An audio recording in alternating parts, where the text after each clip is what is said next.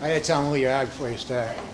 What's that? I gotta tell them who you are before you start. Oh, Just a second. you think he'll walk out if you tell him that? There'll be more that come in, we know that. This is Robert Lamb from Richmond, very distinguished citizen in the family of Richmond, Virginia people. He's come all the way from Richmond to present to us his topic. Bobby has a long history of service to his country, including himself in Vietnam, his father in World War II, and those before him, largely in the Army of Northern Virginia.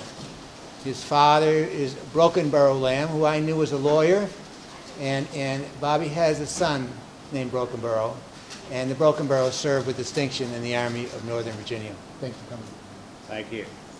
Thank you so much for having me here. I had a beautiful ride over today from Saratoga Springs, New York. My wife has a sister who lives there, and I was quite struck by the beauty of the countryside as I went through.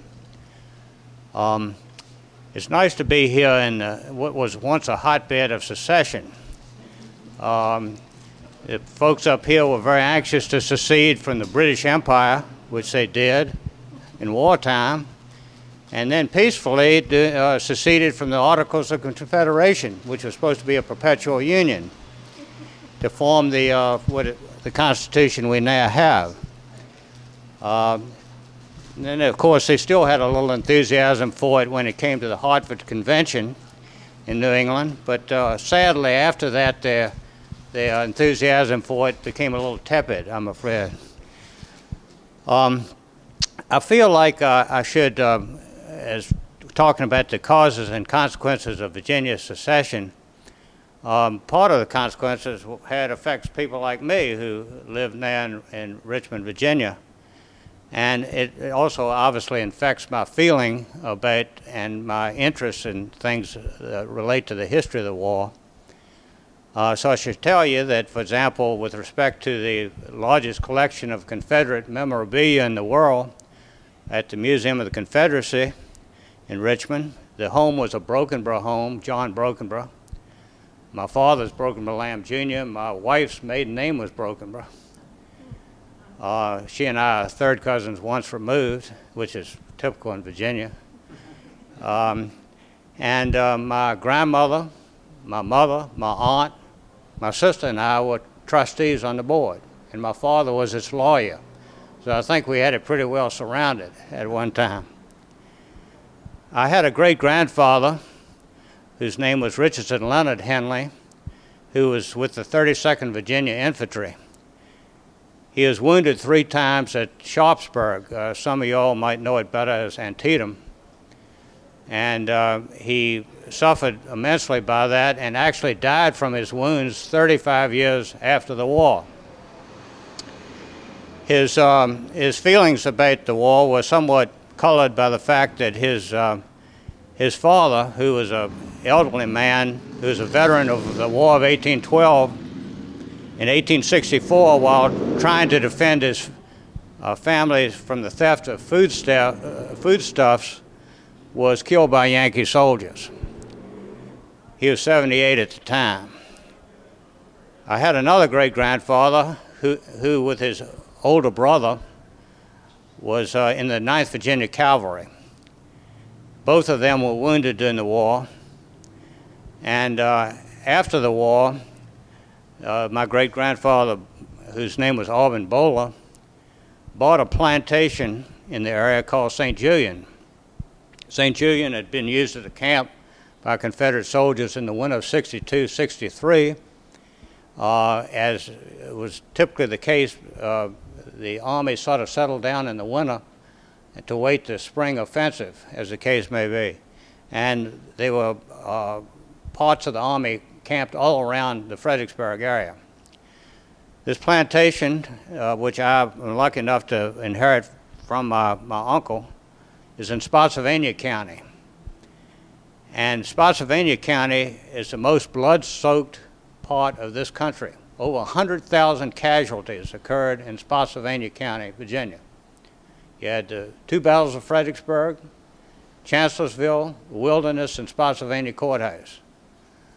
So you can see that, that the war infected the people all around the area of my farm.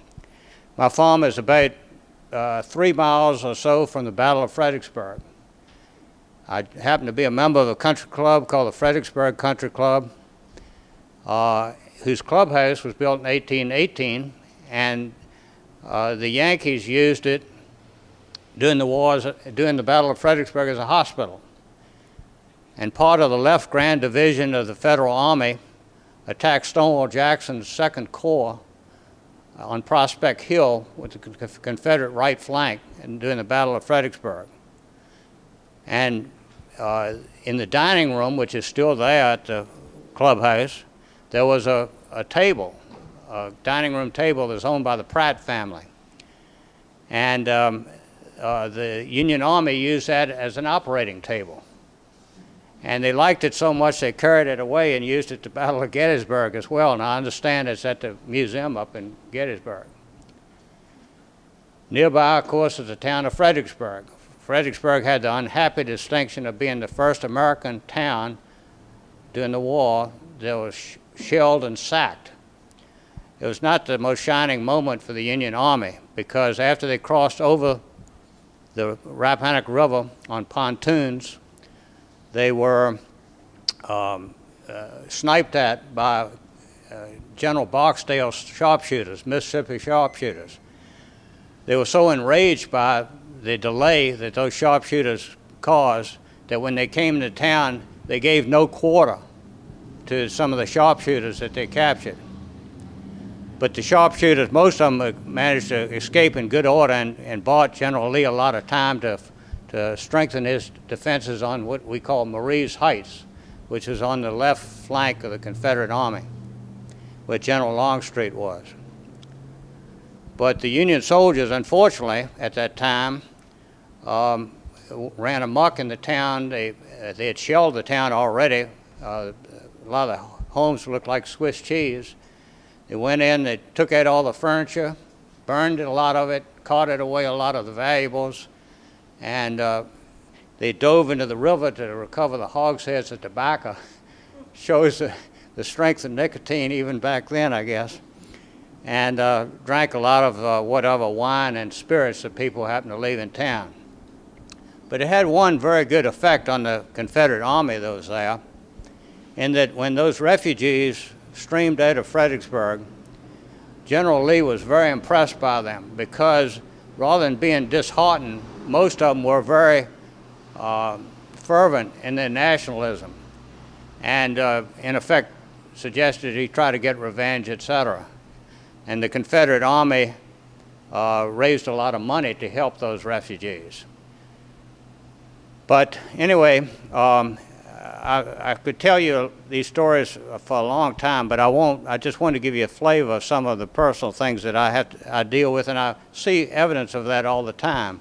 The most endangered Civil War battlefield land was called Slaughter Pen Farm, which was near the Fredericksburg Country Club, right across the street from it. And it's 205 acres. That was just saved that was dedicated about 5 years ago. And I've walked it many times, but there again, I see it all the time going back and forth. So it's not something that's some remote thing that I don't think about very often. I want to place, I'm talking about the causes and consequences of Virginia's secession. So I want to put everything in context. On November the 6th, 1860, Lincoln was elected. He received not a single electoral vote in the South.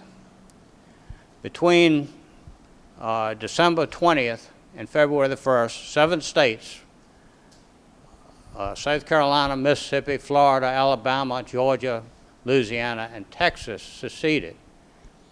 And they started to form a Confederate government on the 4th of February.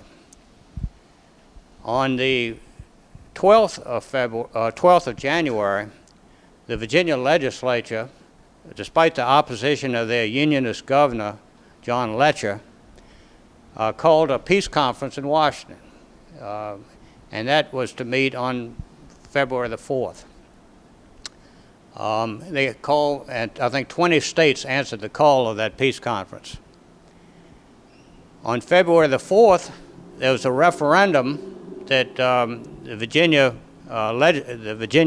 electorate was involved in which they had to decide whether they wanted to have a convention that gave the convention the authority to call for immediate secession, or whether the convention could merely only advise the people and the people had to vote on it afterwards. Well, the notion of the advice and a subsequent vote by the people carried by 2-1. And a lot of the secessionists in Virginia were very upset about that, as you can imagine. So in that election, 152 delegates were elected. They met in Richmond on February the 13th.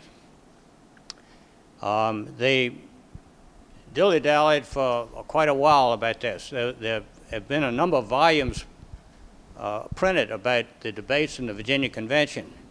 A lot of times in history books you'll see them mentioned 4 volumes. Well, actually there's 7 volumes, counting the papers. I've read them all. They're thousands of pages, but it's a subject of particular interest to me, so I read it. It's very interesting. There were only about, of those delegates, only about 25 to 30 were secessionists. The rest of them, about 1/6 of them approximately, were unconditional unionists. And the rest of them were what they call conditional unionists. That is to say, they were not in favor of secession unless there was, in their mind, adequate cause. And there's a hint of what adequate cause could mean, because in January, that legislature, which had called upon the peace conference, had called upon the convention, had passed by a vote of 105 to 5 in the House of Delegates, and with 1 dissenting vote in the Virginia Senate, legislation which indicated that they would never cotton to coercion of states that had withdrawn or might withdraw from the Union.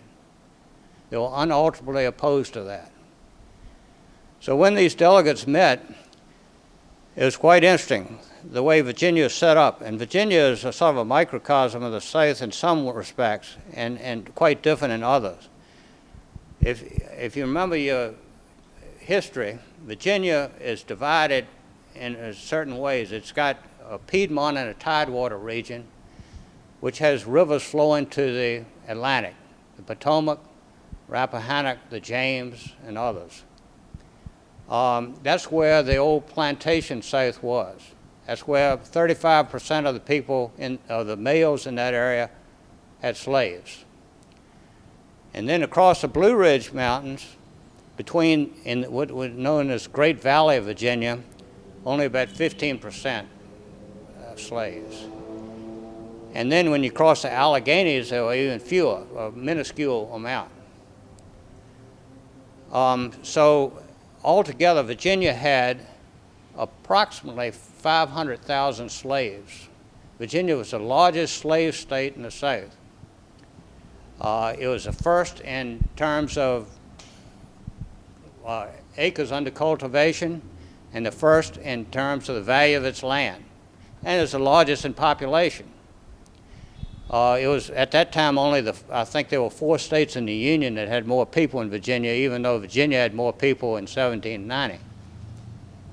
So anyway, they talked what to do.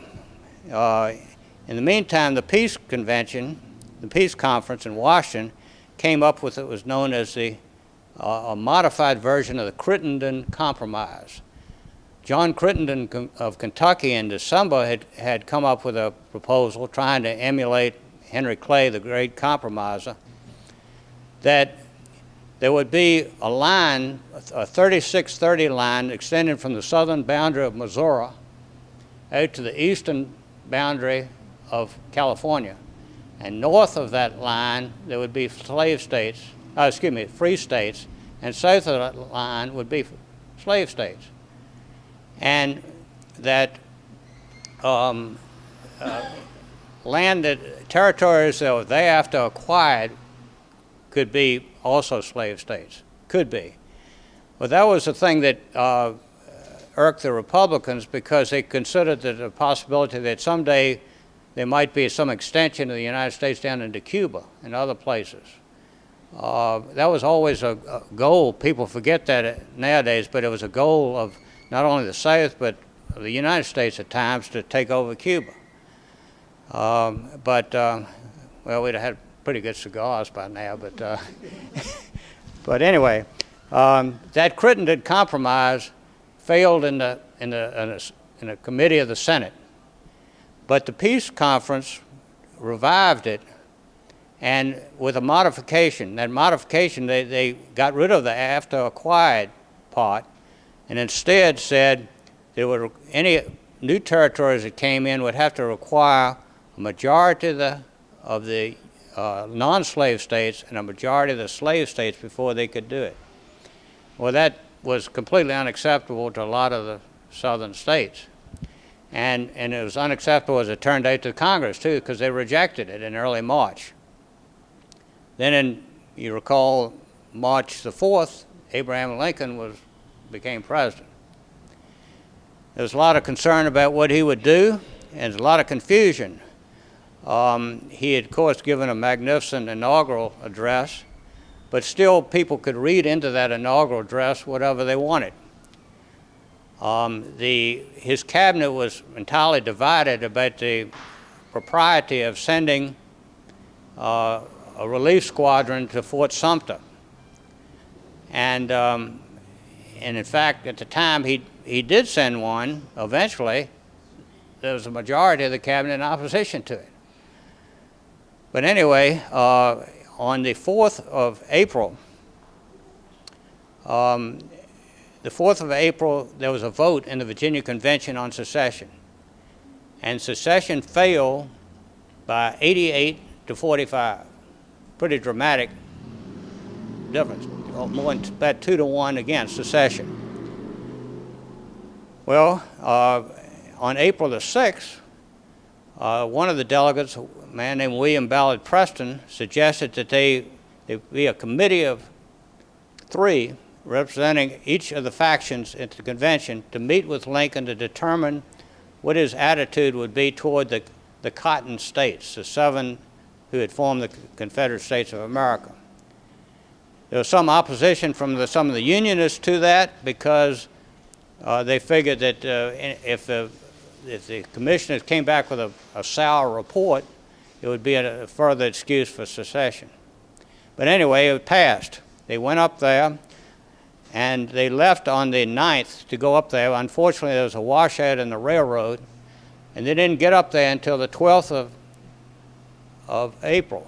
And of course, on the 12th of April, what had happened was the Northern Relief Squadron, with 11 ships, 285 guns, and 2,400 men, had come to relieve Fort Sumter. And South Carolina and the Confederacy didn't care for that particularly, and they fired on them.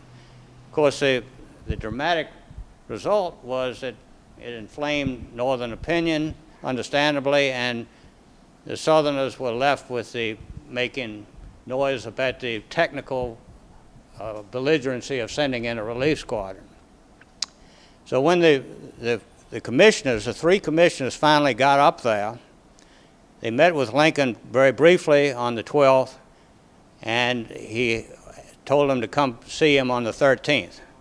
On the 13th, when they met with him, he said that he was mortified that his opinion as to what would happen was not understood by people, even though most people didn't understand it. He said that he felt able to seize control of those forts, any forts which fell during his administration, and if the reports from Fort Sumter were true, he felt able to seize those forts which had fallen under the previous administration, under the Buchanan administration. And then the people, the 3 commissioners, that was a formal meeting, and they had, of course, presented the resolution from the convention saying what the heck is going on. But then they had a very long, extended conversation with Lincoln. And this was particularly interesting because all four of them were lawyers. The Unionist was Alexander Hugh Holmes Stewart. He'd been a congressman. He'd been Secretary of the Interior under Millard Fillmore. His father was a distinguished judge. His grandfather had been one of the delegates for the ratification of the convention in the Virginia Convention of 1788 that ratified the U.S. Constitution. The secessionist, George Wythe Randolph, was also a lawyer, as I say. He later became one of the Confederate Secretaries of War. He was the son of a governor, and his grandfather happened to be the author of the Declaration of Independence. The conditional Unionist was a man named William Ballard Preston, who had been a congressman at the same time as Abraham Lincoln. They'd both been Whigs. They had been good friends. And in fact, Lincoln had later, when William Ballard Preston was Secretary of the Navy under Zachary Taylor, had asked him to try to secure patronage appointment in the Taylor administration for Lincoln. And he tried, but it failed because somebody else had the inside track. But William Ballard Preston later became later became a provisional member of the member of the Provisional Confederate Congress and a Confederate senator from Virginia. He was the grandson of a colonel in the Revolutionary War, the son of a governor, the nephew of a governor, and the first cousin of two governors. So all these people there were not just, they were very distinguished people, and they argued with Lincoln for a long time, and one of the points made was that he really didn't have the authority to execute the laws because the people that were called upon to execute them, the agencies, departments, the courts, were not even in existence anymore. They were just gone in the Cotton States. But they didn't get a satisfactory answer from him, as you well know, and so they went back to Virginia, they gave this report, and the people in Virginia were pretty exercised at that point because of what had gone on in South Carolina. However, there was no immediate call from the majority of the delegates for secession. Instead, they infuriated the secessionists in the convention by merely start talking again about what kind of compromise could be worked out. That changed dramatically on April 15th. What happened on April 15th was that whereas Lincoln said he would use force that is necessary to retake forts, the delegates were completely unprepared for this proclamation for 75,000 troops, which they thought grossly disproportionate to what was called upon. And they actually called upon Virginia for their allocated share, 3,500 troops. And I'd already mentioned what Virginia's attitude toward coercion was. So it completely undercut the Unionists and the conditional Unionists at the convention. And they were shocked. And the delegate who had gone up there, the Unionists, had said Lincoln's attitude was courteous in form, had been hostile in intent. So on April the 16th, William Ballard Preston introduced an ordinance of secession. There was an alternate one that was produced by a man named Robert Scott of Fauquier County, Virginia. And being a substitute, that was voted on first on April the 17th. Scott's substitute called upon Virginia voters on the 23rd of May to either vote for secession or a convention of the 8 slave states that had not seceded. The problem that they had with that was that it was too murky for most of the a lot of the delegates, because what did that mean? Did that mean that that convention could, say, for example, create a middle confederacy of those states, or could it try to come up with some constitutional amendments and then see what the North would do about it, and what would happen in the meantime if there were coercion, that like it looked like. So they didn't have their act together, the conditional unionists. A lot of the conditional unionists just recognized, and that just changed, flipped over completely. And as I say, William Ballard Preston had introduced his Secession Resolution. First, they voted on the Scott one. Scott's resolution, which is remarkable considering that Lincoln had issued this proclamation, and Virginia was on record as being so against coercion. It failed only 77 to 64. So that if there had been a switch of 7 votes, they might have, instead of a secession of those states, some of the states in the upper South, like Tennessee, Arkansas, and North Carolina, and Virginia, there might have been a convention somewhere. But it didn't happen. So then, subsequently, they voted on William Ballard Preston's motion. That passed 88 to 55. As an historical curiosity, I have to tell you that William Ballard Preston was my great-great-grandfather. So I was proud of the role he played there in that, and I think he tried the best he could as long as he could under the principles he believed in. Well, what happened after that, of course, is that a lot of the Western delegates took off. It's a sort of a sidebar that is people ignore now with respect to this convention, whereas there was a lot of discussion about the North and the South. One of the biggest things in that convention was a discussion between what we call the Tidewater and Piedmont area and the Valley area versus the northwestern part of Virginia. Because the northwestern part of Virginia had its economic interest tied to the Ohio River, and Pennsylvania and Ohio, and western Maryland, and parts of Kentucky.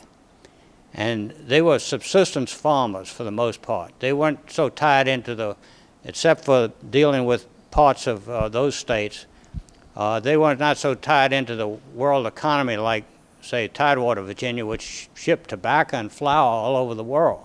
Richmond, for example, was the largest exporter of flour in the world. A lot of people wouldn't remember that now. But anyway, and they also, northwestern Virginia had approximately 450 miles of frontier with these states, like Maryland, Pennsylvania, Ohio, and Kentucky. And they were naturally concerned about not only their commerce, but that they would be a battleground there. They were aggrieved because that part of the part of Virginia west of the Blue Ridge Mountains. At first you had the Blue Ridge, then the Alleghanies, and the valley in between, had more population than eastern Virginia. But they were gypped in the apportionment in the legislature. The reason, of course, is that the slaves counted as 3/5. And so the planters, most of my family, I have to say, were planters, but they kind of fixed it so that they were on the ascendancy ever since 1776 in Virginia. Finally, there'd been in the Constitution of 1851, Virginia, they had tried to modify that somewhat and given more representation in the House of Delegates to the northwestern Virginia, and but the Senate it still was controlled by the eastern part of the state, 60%.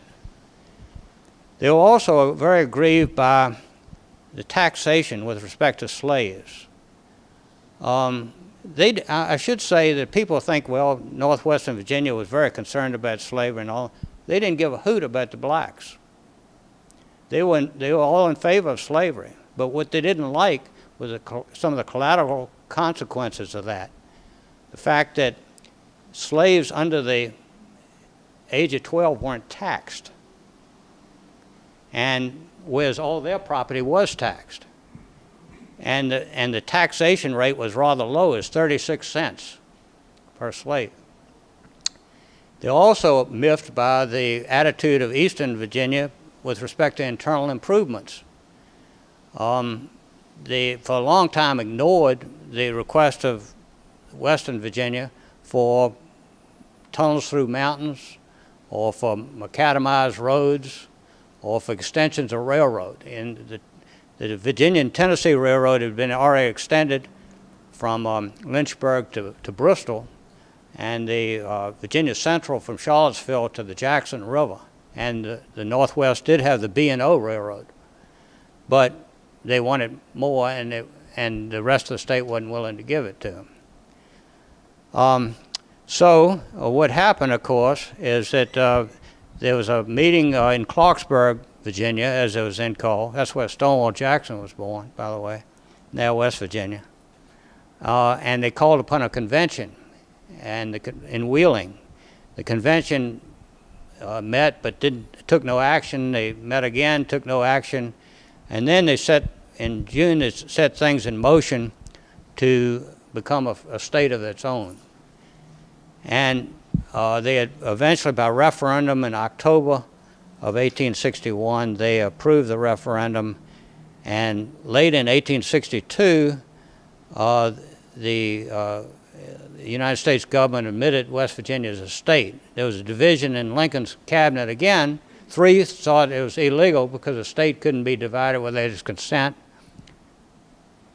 3 said it was okay as a wartime expedient, and Lincoln cast a deciding vote, said he needed West Virginia, but it wouldn't serve as a precedent during peacetime.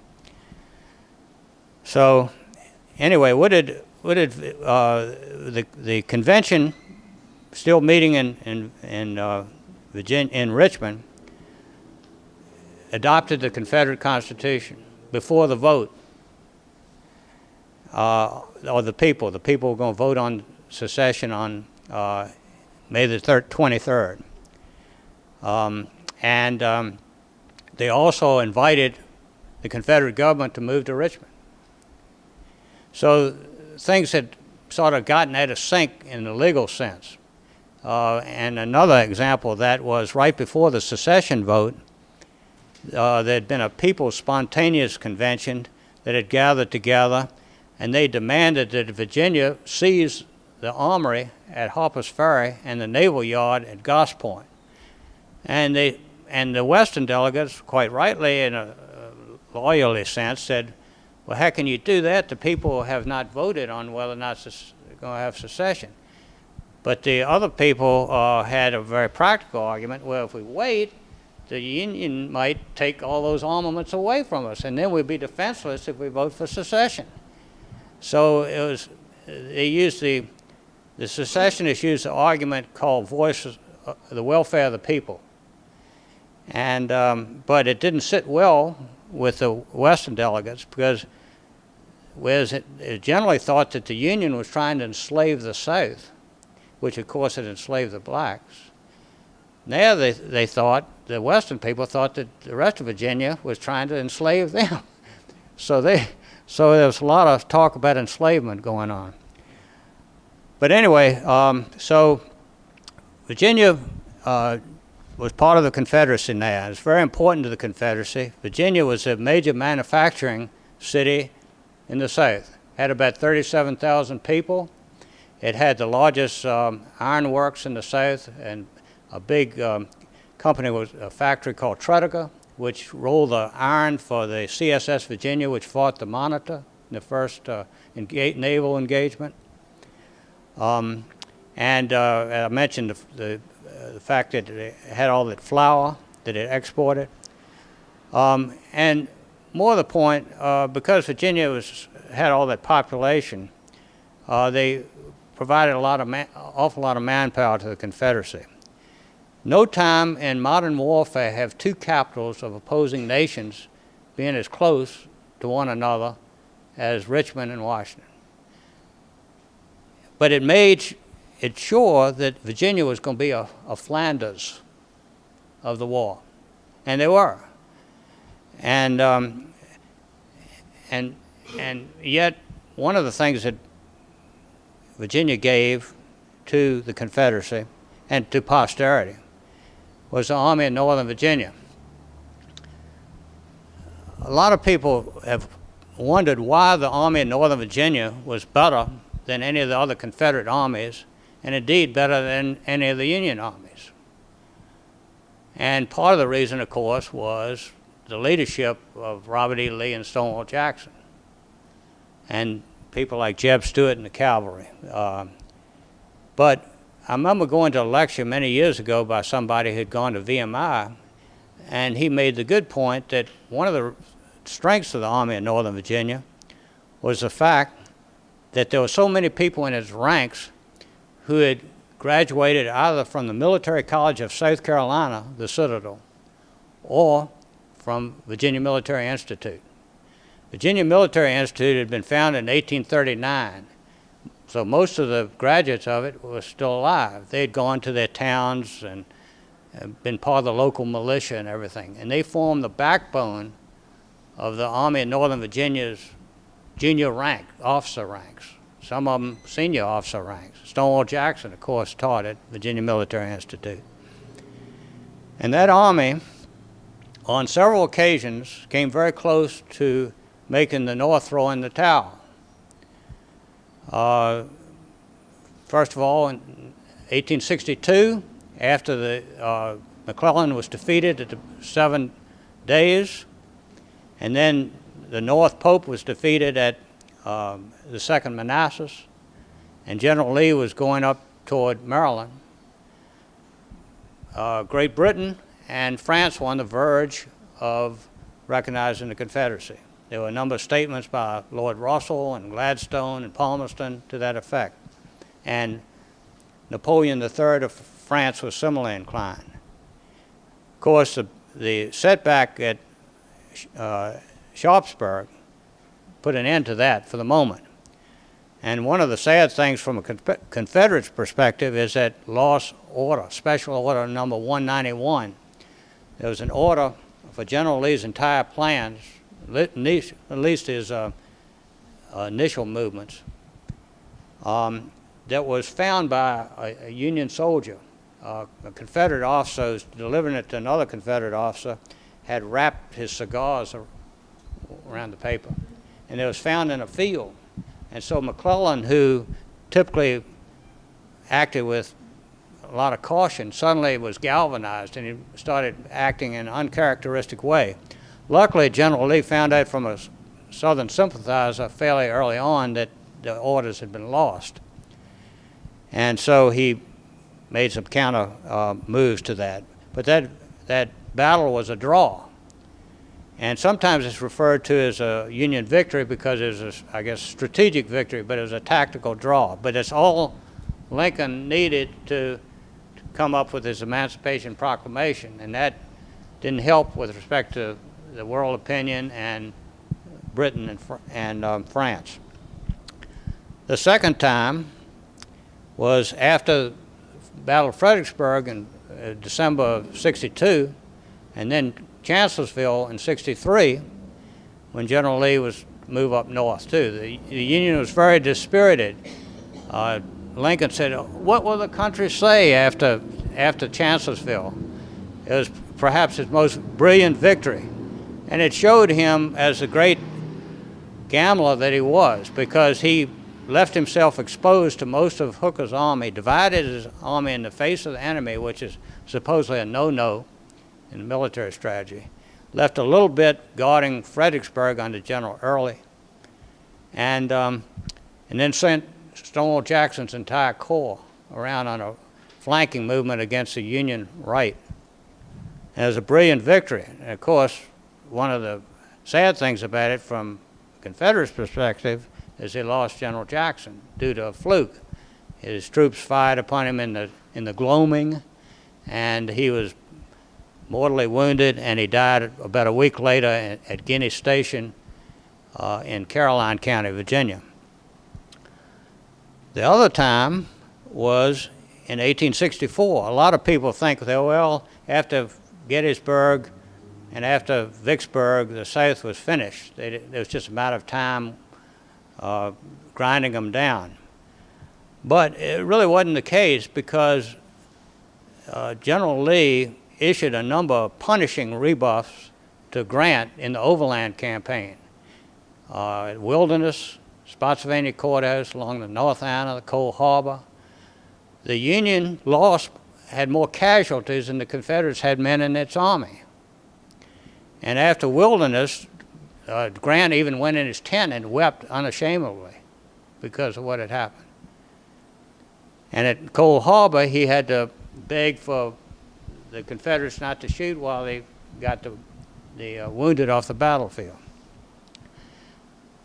Lincoln himself had a memorandum in which he said, all is lost. We're going to lose the election. But what saved him, of course, was a mistake that was made in relieving General Johnston down in Atlanta. General Johnston was a master of defense, and all they had to do was to be very clever about the defense and hold off Sherman until after the election. But instead, there was a clamor for victories. The Confederate people, a lot of them, wanted victories. They got discouraged with defensive efforts. And a lot of defensive efforts ultimately failed, as you know, siege of Petersburg and others in Vicksburg. So they put in Hood, and Hood was a very belligerent kind of general, and he had a number of rash attacks, and it failed. They had to abandon Atlanta, and the next thing you know, Sherman had his march to the sea and captured Savannah and resuscitated Lincoln's prospects. But at that point, before that, it was a near thing, and the opinion, a lot of Northern opinion was very much against the war, and it was a prospect of peace. But anyway, we know what happened after that. General Lee had to go into siege in Petersburg, and he knew that the numbers and resources he had were insufficient. And of course, but he was still making some very bold moves as late as March of 1865. There were actually reports in the Richmond papers, like the Richmond Dispatch, of some attacks he made late in March against parts of Grant's line to probe, etc. But his line was stretched so thin it was broken. He was trapped. The remnant of his army was trapped near Appomattox Courthouse and surrendered.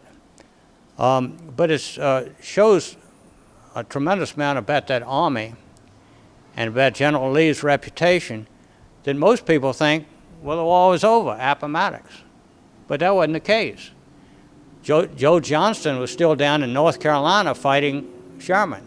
And in fact, there was a major battle later that month at Bentonville. And Johnson did fairly well in the beginning and then lost the battle. And eventually, Joe Johnson, with the help of John C. Breckinridge, arranged a surrender with Sherman. But at the time of Lee's surrender, there was, discounting Joe Johnston's army, there was still over 100,000 Confederate troops in the field at different places.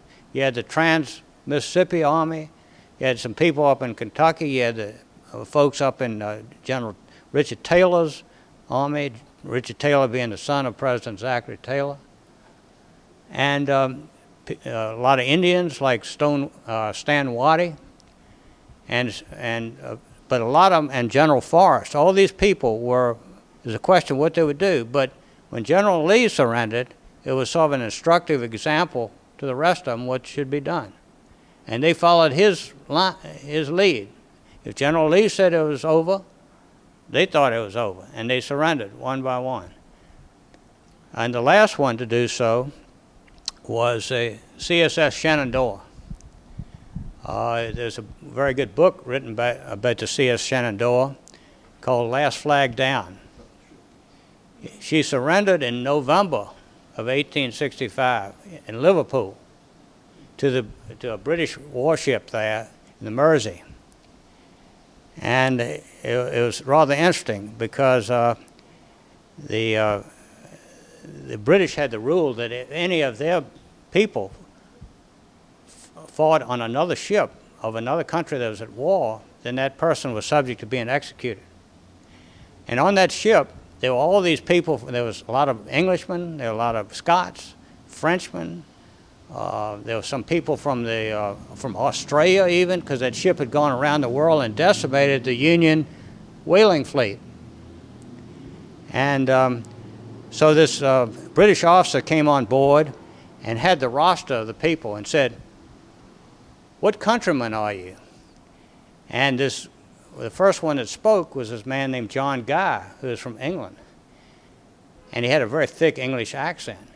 And he said, "I'm a Southerner." And each and every man on board, including some of those people from Polynesia who were sailors, said the same thing. And the British officer arched his eyebrows and said, "Then you may go." And the ambassador of the United States to Great Britain was understandably furious about that, but they were allowed to go. But I talked a little bit about some of the consequences, the personal consequences, and to my family, which is just a curiosity. But the consequences to Virginia were rather dire, as you can imagine. It's hard to imagine as you drive through a lot of Virginia now that in many places you didn't see there wasn't a fence to be seen, weren't any trees. There were miles and miles and miles of trenches. And there's a debt. A lot of the debt in the South was embroiled with the slaves with capital.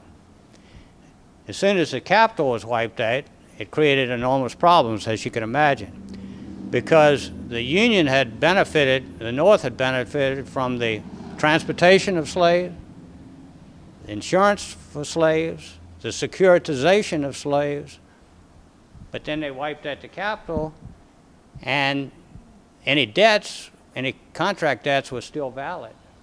So the South was pretty impoverished after the war.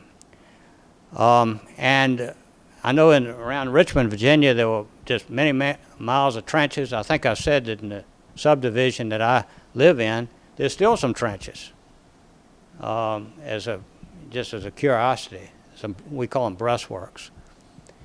But anyway, the last of the pre-war debt was paid about 100 years after the war was over. Now, West Virginia tried to avoid its share of the debt. And there was a Supreme Court case in 1911, Virginia versus West Virginia. And the former Union soldier, Oliver Wendell Holmes, gave the opinion and said, "No, West Virginia, you are obligated for a third of Virginia's pre-war debt. And you have to pay it with deliberate speed." So they weren't too happy about that. But I'd like to say that was a final spat between Virginia and West Virginia, though it's not really, because when the centennial of the war between the states came about, in 1963, there was an editorial in the Richmond News Leader by James Jackson Kilpatrick. You all might remember him, a conservative commentator. And he said that he castigated West Virginia, said they were the people that wouldn't stand with old Virginia, and they should call the state Kanawha, which was, at one point it was going to be called, or better yet, Lincoln, because it was during his administration it was stolen from Virginia. Interestingly enough, there are some counties in West Virginia that are called the lost counties of Virginia, and there's a casual secessionist movement in those, because there were certain counties in West Virginia that were dragooned into West Virginia. They didn't want to be part of West Virginia. Where the Greenbrier is one of those counties. Harper's Ferry area is another.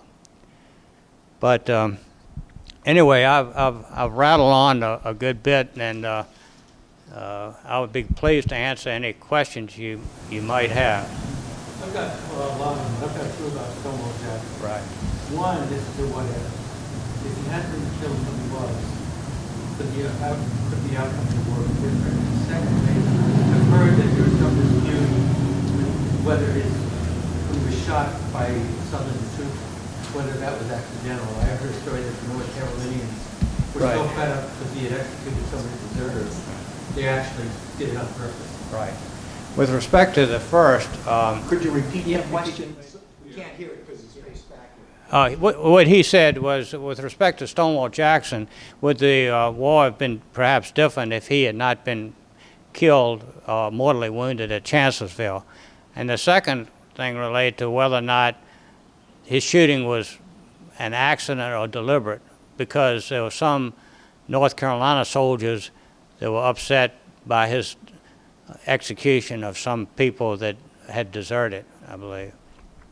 With respect to the first, at the time when Jackson was there were two corps in the Army in Northern Virginia. The first corps was Longstreet, the second was Jackson. Ewell was in charge of part of the Army that would have been Stonewall Jackson's at the Battle of Gettysburg. At that time, there were three corps in the Army in Northern Virginia. It had been reorganized. Ewell was a very devoted Confederate, but he was very excessively cautious. You might say he was like McClellan in a way. And General Lee gave him an order to take Culp's Hill, if practicable. Now, what would have happened with Stonewall Jackson? He would have said, he wants to take that hill. If you take that hill, you can roll up the right flank of the Union Army. And they had the means and the opportunity to do so early on in that battle. But Ewell didn't do it because he thought his men had fought long that day. They were tired, et cetera, and he didn't do it.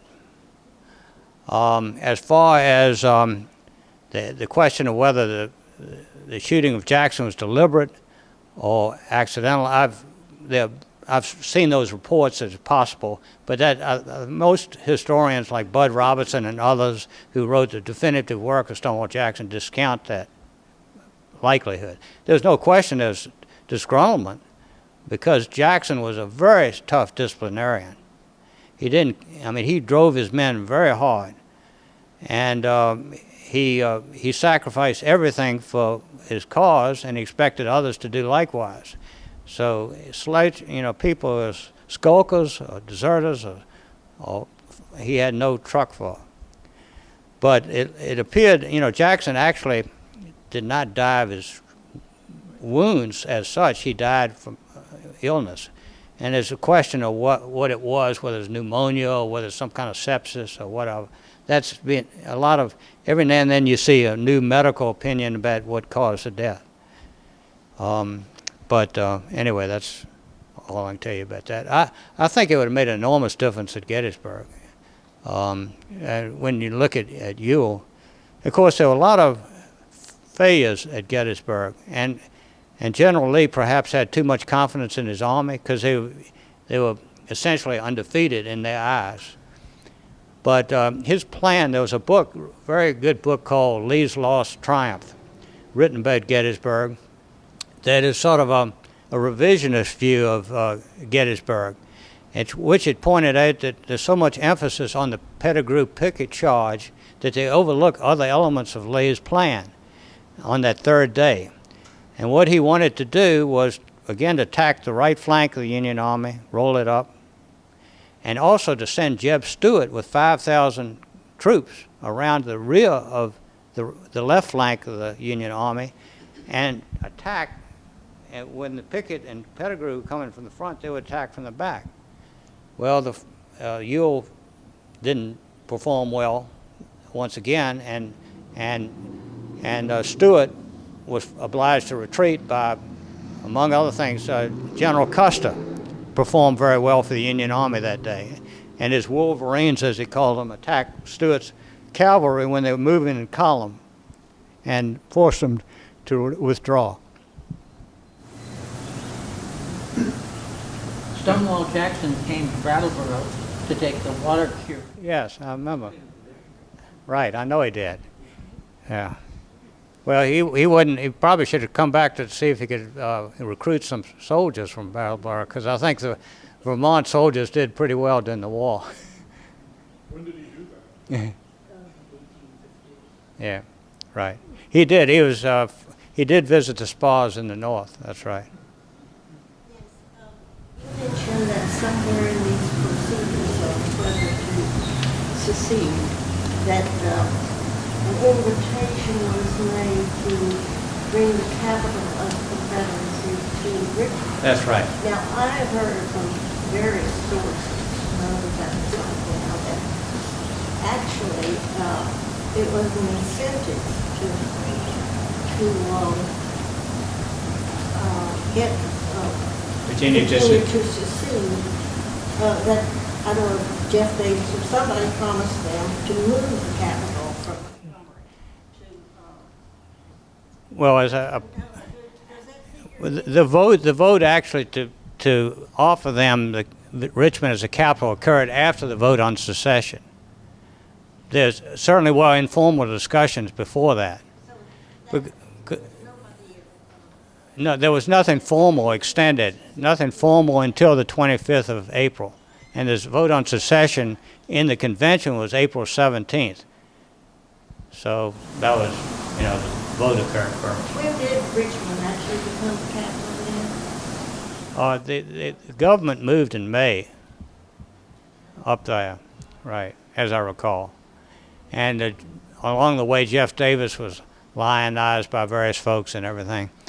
But one of the sad things about it was Richmond was overrun by, all these bureaucrats from the Confederate government. That's the downside of it. And you had a housing shortage, et cetera. And you also, Virginia and Richmond had a tremendous number of hospitals and prisons during the war. They had the largest hospital in the world, Chimborazo, in Richmond, over near Church Hill. And they had very large prisons, the Libby Prison, Belle Isle, and others. And it radically transformed Richmond. Yes, sir. I have two questions. One, was the Civil War really about slavery, or was it about the economic interests of the North versus the economic interests of the South? And secondly, if it was about slavery, what about the concept that all the developed countries at the time of our Civil War had abolished slavery by simply buying the slaves, out of slavery? In other words, paying capital for capital.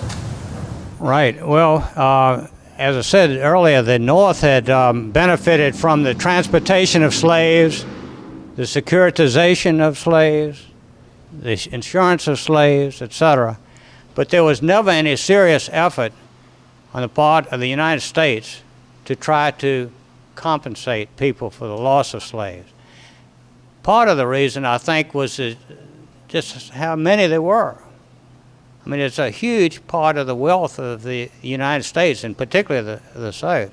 But, of course, in places that didn't have as many slaves, like the British Empire, they were more generous toward the people who had bought them.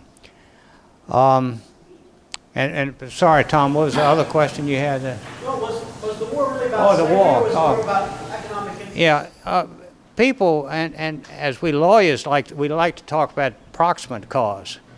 There's no question that slavery was a major cause of dispute. But as I think at least I tried to relate to you, slavery per se was not the reason Virginia seceded. And it's not the reason Virginia was brought into the war. And nor was it the reason for the division between Virginia and West Virginia, because people in West Virginia were perfectly satisfied with slavery. They just didn't like some of the aspects of it, like the effect on our apportionment, taxation, etc. If you look at the secession conventions in the Deep South, there's no question that slavery was the driving force behind the secession, and the fact that Lincoln would be there. The short answer is the war. Remember that the Confederate States of America sent commissioners to Washington. They wanted a peaceful secession, but the North wouldn't hear of it. Now, Buchanan thought that the government did not have the power to coerce states, even though he was opposed to secession. Lincoln thought that he did. So it was the South's bad luck that he happened to be the president at the time. But I think that Lincoln essentially baited the South into firing the first shot. He was successful in that, and he made a comment about it later that they performed good service, in effect, by what happened there. The Upper South, those states, Arkansas, Tennessee, North Carolina, Virginia, all four of those seceded. Even though they had very strong slavery interests, they seceded simply because of the coercion. I have a related question. I know we can never know, but it's always occurred to me that certainly for the elite, slavery was a big deal. But if you get your head in the mind of the average Confederate soldier, I suspect that Southern pride and honor was a big factor. If you had to compare that to sort of slavery, what would you say? Yeah, that's you often see that in the history books about the puzzlement of some people about why the South fought, the average soldier in the South who did not own slaves fought so long and hard. The military age was between 15 and 45. There were a little over 1 million people, white men in the South, in that age group. It's estimated that 900,000 of them served in the Army. 900,000. Now, some of them actually, as you know, conscripted. Many of them were volunteers. But as late as even 1865, a lot of units actually re-enlisted for the course of the war voluntarily. And they did it in 1864 as well. And the reason is it was just part and parcel of the ligament of the South. They didn't like the fact that the Yankees were down there. They were fighting for their home. And they also was feeling about things like tariffs and that sort of thing. Excuse me. So, let's hear it. Thank you. Thank you. Sure. So we're very fortunate to have Bobby Lamb come today all the way from Richmond, Virginia to speak to us, and I think that was really very insightful. I hope you enjoyed it, because we sure did.